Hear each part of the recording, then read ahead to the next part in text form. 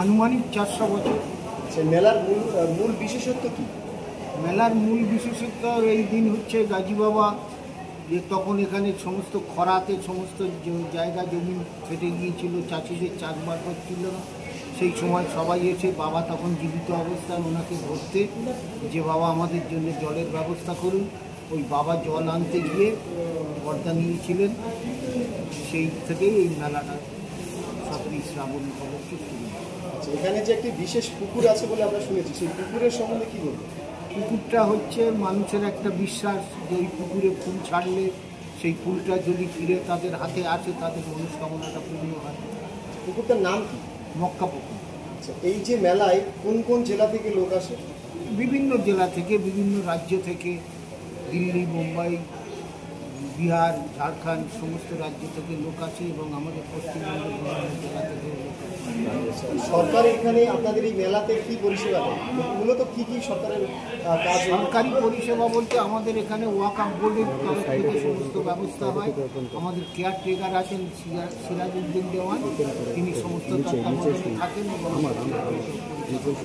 আচ্ছা, এখানে কি পরিষ্কার থেকে শুরু করে জলের যে ব্যবস্থা, বিভিন্ন রকম প্রোগ্রাম আমরা দেখে থাকি, সেরকম কি কোনো রকম ব্যবস্থা এখানে থাকবে? সমস্ত ব্যবস্থা হয়।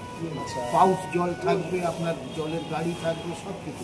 কোনো ট্যাপ কি নেই ট্যাপ নেই এখানে? ট্যাপ বলতে টিউবওয়েল আছে, ট্যাপ কল আছে, মানুষের উজু করার জন্য করা আছে, সব কিছু ব্যবস্থা আছে। আচ্ছা, বিভিন্ন জেলা থেকে যখন মানুষ আসে তারা নিশ্চয়ই তো থাকে, তাদের জন্য কি কোনো থাকার ব্যবস্থা? চারিদিকে যে ঘরগুলো দেখছেন এখানে আরও 3-4 টাকাখানা বড় বড় হোটেল আছে। এই ঘরগুলো তারা আগে থেকে বুকিং করে নিয়ে ভাড়া করে দিয়ে চলে যায়, ওই দিন এসে থাকে, আবার আপ ডাউন করে প্রচুর লোক।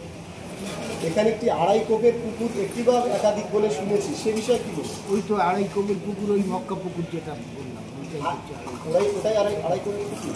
আরও 3টে নাকি আছে শুনেছি, যেমন হাট পুকুর থেকে শুরু করে বিভিন্ন জায়গায়। ওখানে বাবা গিয়ে বসছিলেন, একটা আছে কুড়ালি, একটা আছে নারায়ণপুর। নারায়ণপুরে সর্বপ্রথম আসেন, তারপর ওখান থেকে চলে যান কুড়ালিতে, সেখানেও একটা পুকুর আছে, বাবার আস্তানা আছে, নারায়ণপুরেও আছে।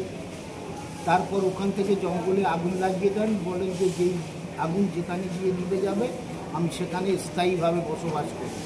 সেই আগুন এসে এই কুটিয়ারি শরীফে এখানে নিভে গিয়েছিল বলে উনি এখানে মানে করেন। আচ্ছা, সরকারের কাছে থেকে কি নতুন কিছু আপনারা আশা রাখেন? সেটা সরকারি ইয়েতে যদি সেরকম কিছু হয় তো অবশ্যই ভালো হবে। আপনারা কি কিছু চান? বিশেষ করে আপনাদের কি কোনো চা পাওয়া আছে সরকারের কাছে? সরকারের কাছে একটা প্রোগ্রাম দেওয়া হয়েছে পূর্ত বিভাগে, 4 কোটি টাকার একটা কাজ এখানে করবে তারা।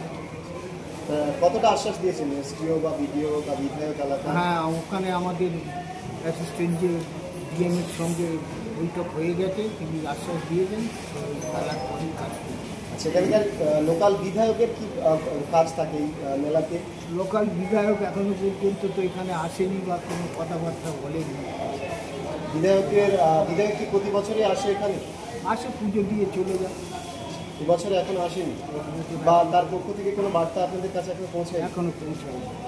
তা আপনারা কি আশা করছেন যে বিধায়ক সাহেব আসবেন বা কোনো বার্তা পাঠাবে বলে এখন আশায় আছে? সেটা থানার উপর নির্ভর করছে। আচ্ছা, এই যে 17 শ্রাবণে বিভিন্ন জায়গা থেকে যে দর্শনার্থীরা আসে তাদের জন্য এবছর নিয়ে আপনি কি বার্তা দেবেন?